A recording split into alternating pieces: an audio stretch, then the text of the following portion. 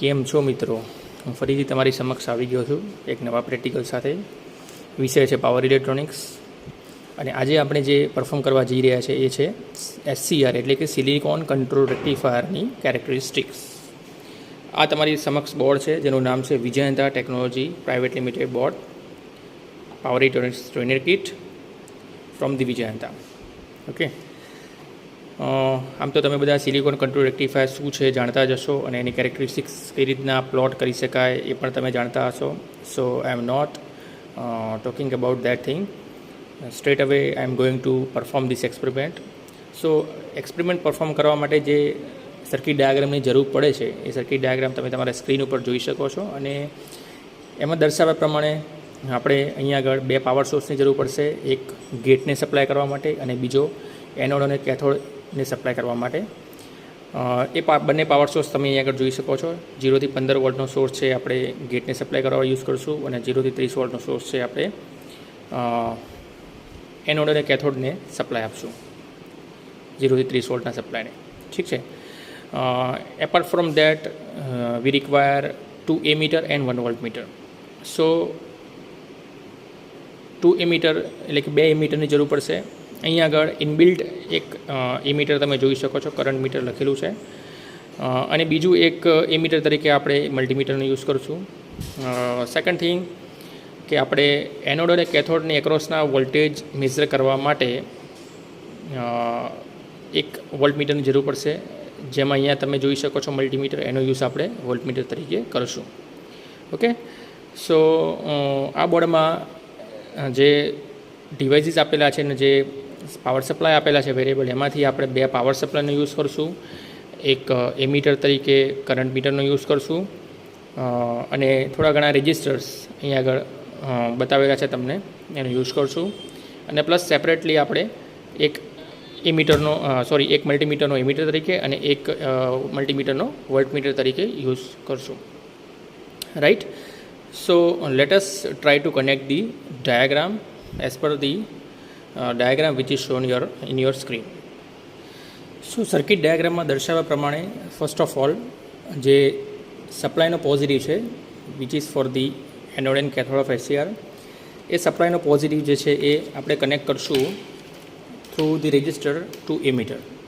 સો આ સપ્લાયનો પોઝિટિવ છે એ આપણે 1 કિલો ઓહમના રેજિસ્ટરમાં એટલે કે લોડ રેજિસ્ટરમાં કનેક્ટ કરશું અને ત્યારબાદ 1 કિલો ઓહમનો જે રેજિસ્ટર છે એનો સેકન્ડ ટર્મિનલ છે, we will connect that second terminal to the ammeter. So this is a ammeter connection. This is plus and this is minus. So I will connect toward the plus. ત્યારબાદ જે minus છે એમીટરનો એ આપણે connect કરશું anode of the SCR. તો તમે જોઈ શકો છો પ્લસમાંથી 1Kમાં, 1Kમાંથી એમીટરના પ્લસમાં અને એમીટરનો જે માઇનસ છે એ SCRના એનોડમાં કનેક્ટ કરેલો છે. ત્યારબાદ SCRનો કેથોડ જે છે એ સપ્લાયના નેગેટિવમાં, એટલે કે આ સપ્લાયનો નેગેટિવ છે એની સાથે આપણે કનેક્ટ કરશું કેથોડ. ઓકે, સો અહીંયા તમે જોઈ શકો છો કે SCRનો જે પાવર સર્કિટ સાઇડનું કનેક્શન છે એ આપણે કરી નાખેલું છે. બરાબર છે. એમાં જસ્ટ આપણે એક વોલ્ટમીટર કનેક્ટ કરવાનું બાકી છે. So let us connect that voltmeter which is across the anode and cathode. So તમે અહીંયા જોઈ શકો છો એક મલ્ટીમીટર તમારી સમક્ષ છે. આ મલ્ટીમીટરને હું વોલ્ટમીટરમાં સેટ કરીશ અને ત્યારબાદ એમાં વોલ્ટેજ મેઝર કરીશ. સો સપ્લાયનો મલ્ટીમીટરનો જે પ્લસ છે એ હું એનોડમાં આપીશ અને મલ્ટીમીટરનો જે માઇનસ છે એને હું કેથોડમાં કનેક્ટ કરીશ. સો અહીંયા આગળ જે મને વોલ્ટેજ મળશે, કયા વોલ્ટેજ મળશે? એક્રોસ ધી SCR અથવા તો એનોડ અને કેથોડની એક્રોસના વોલ્ટેજ VAK. સો આ પાવર સર્કિટ સાઇડનું કનેક્શન થઈ ગયું છે. હવે આપણે ગેટ સર્કિટ સાઇડનું કનેક્શન જોઈએ.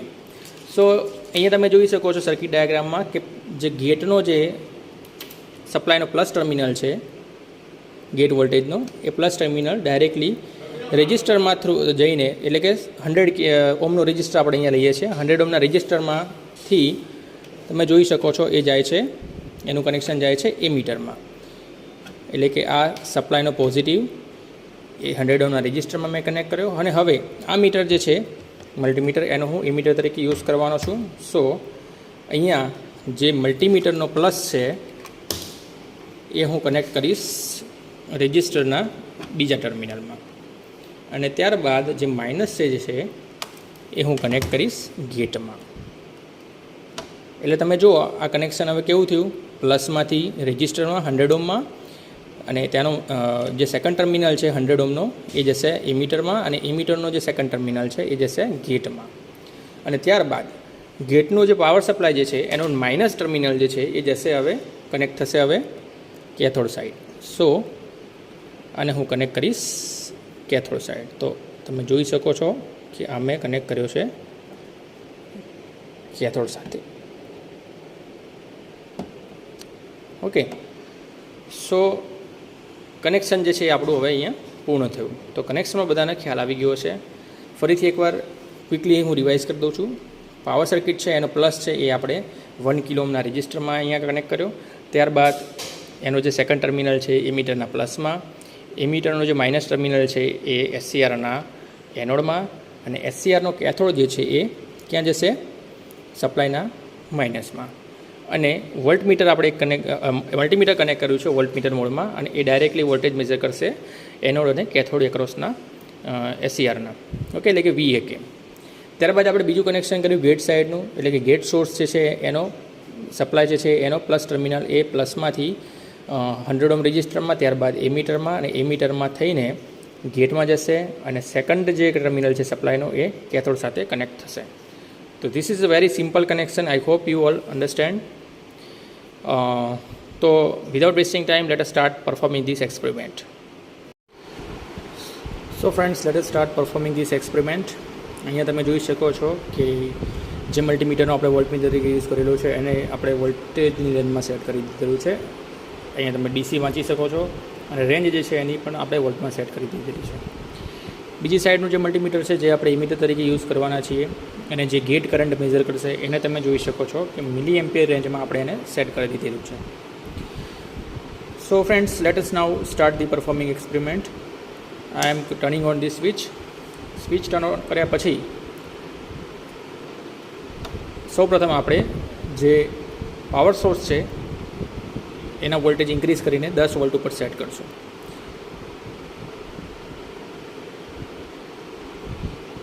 So I am increasing the value of supply voltage, અને એને હું 10 વોલ્ટ ઉપર સેટ કરું છું. તો આ સપ્લાય વોલ્ટેજ 10 ઉપર જે સેટ થયેલા છે એ વોલ્ટેજ હવે એસસીઆરને મળે છે, પરંતુ એસસીઆર જે છે એ ઓફ કન્ડિશનમાં હોવાના કારણે અહીંયા આગળ જે મલ્ટીમીટર છે એ જે રીડિંગ બતાવે છે એ voltage across anode and cathode છે. એટલે કે એસસીઆરની એક્રોસમાં જે વોલ્ટેજ આવે છે એ બતાવે છે, જે તમારા બેઝિકલી સપ્લાય વોલ્ટેજ જે હશે એ જ રહેવાના છે, બિકોઝ એસસીઆર એ ઓફ કન્ડિશનમાં છે. સો ઓફ હોવાના કારણે જેટલા સપ્લાય વોલ્ટેજ આપણે આપેલા હશે એટલા જ વોલ્ટેજ આપણને એસસીઆરની એક્રોસમાં જોવા મળશે. બીજી વસ્તુ કે અહીંયા આગળ આ જે કરંટ છે એ આપણને એનોડ કરંટનું દર્શાવે છે, અને આ જે કરંટ છે ગેટ કરંટ દર્શાવે છે. સો અત્યારે તમે જોઈ શકો છો કોઈપણ પ્રકારનો કરંટ ફ્લો થઈ રહ્યો નથી, એટલે કે એનોડ કરંટની કિંમત 0 છે, 0 મિલી એમ્પિયર અથવા તો 0 એમ્પિયર. ગેટ કરંટની વેલ્યુ પણ 0 એમ્પિયર છે, બિકોઝ આપણે કોઈપણ પ્રકારનું ગેટ વોલ્ટેજ આપેલો છે નહીં. સો હાલના તબક્કે સપ્લાય વોલ્ટેજ આપણે 10 સેટ કર્યો છે, જે આપણે એસસીઆરની એક્રોસમાં જોઈ શકીએ છીએ, બિકોઝ એસસીઆર ઓફ કન્ડિશનમાં છે.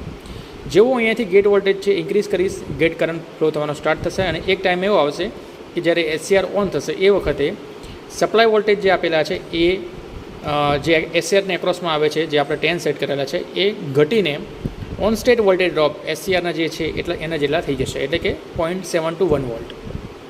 ઓકે, અને જેવા એ ઓન સ્ટેટ વોલ્ટેજ ડ્રોપ જેટલા થશે તરત જ કરંટની વેલ્યુ જે છે અહીંયા આગળથી ઇન્ક્રીઝ થવાની સ્ટાર્ટ થશે, અને એ વખતે એસસીઆર જે છે એ ઓન સ્ટેટમાં આવી જશે. So let us try to perform that thing. So I am increasing this value of gate current. તો તમે આ મીટરમાં જોઈ શકો છો કે ગેટ કરંટની જે કિંમત છે એ વધી રહી છે ધીમે ધીમે. એક ટાઈમ એવો આવશે કે ગેટ કરંટની કિંમત સફિશિયન્ટ હોવાના કારણે એસસીઆર છે એ આપણે ઓન સ્ટેટમાં આવી જશે. So we will observe that thing. So તમે જોઈ રહ્યા છો કે હવે ગેટ કરંટની વેલ્યુ 3.66 મિલી એમ્પિયર જેટલી થઈ ગઈ છે. અને બીજી સાઈડ તમે જોવો છો કે SCR એ ઓન સ્ટેટમાં જવાનો પ્રયત્ન કરી રહ્યો છે, બિકોઝ જે વોલ્ટેજ છે SCRને એક્રોસમાં એ 10માંથી ઘટીને 9.8 થઈ ગયા છે. અને બીજા છેડે એનોડ કરંટની કિંમત છે એ 0.2 મિલી એમ્પિયર જેટલી થઈ ગઈ છે. Now again I am increasing the gate current value. So now you can see that the value of on-state voltage drop is 0.6 volt and the current flowing from the SCR is 9.0 milliampere. એટલે કે SCRમાંથી જે anode current પસાર થાય છે એની કિંમત 9 મિલી ampere જેટલી થઈ ગઈ છે અને ઓન-સ્ટેટ વોલ્ટેજ ડ્રોપની કિંમત 0.6 વોલ્ટ જેટલી થઈ ગઈ છે. એટલે હવે તમે જુઓ છો કે SCR એ ઓન કન્ડિશનમાં આવી ગયો છે.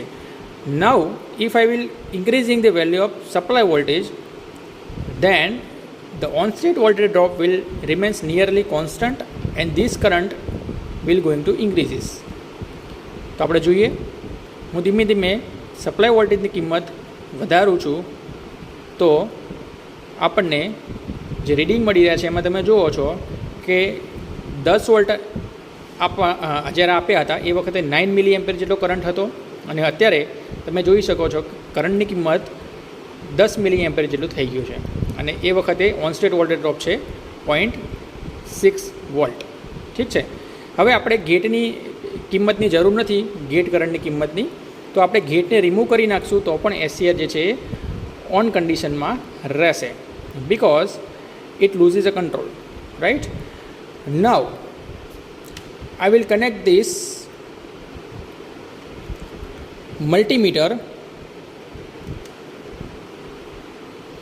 across the supply voltage so that I can read the value of supply voltage. એટલે કે હવે હું આને સપ્લાય વોલ્ટેજ સાથે કનેક્ટ કરીશ અને સપ્લાય વોલ્ટેજની રેફરન્સમાં આપણે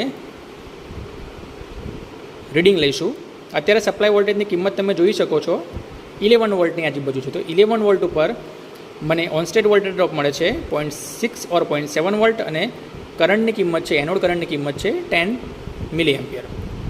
Now I am increasing this value to 12 volt. તો સપ્લાય વોલ્ટેજની કિંમત 12 વોલ્ટ કરી તો આપણને કરંટની કિંમત મળે છે, એનોડ કરંટની કિંમત 11.1 milli ampere. On state voltage drop છે એ 0.6 વોલ્ટ કન્ટિન્યુ છે. Again I am increasing this value તો 13 વોલ્ટ. તો 13 વોલ્ટ ઉપર મને મળે છે 12.1 milli ampere. On state voltage drop constant છે. Same way I am increasing this value to 15 volt.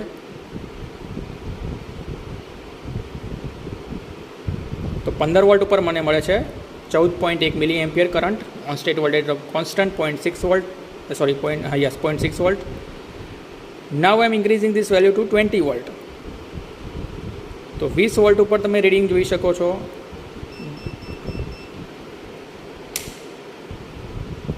The current is around 19 milliampere. On-state voltage drop is constant 0.7 volt. Again I am increasing this value to 25 volt.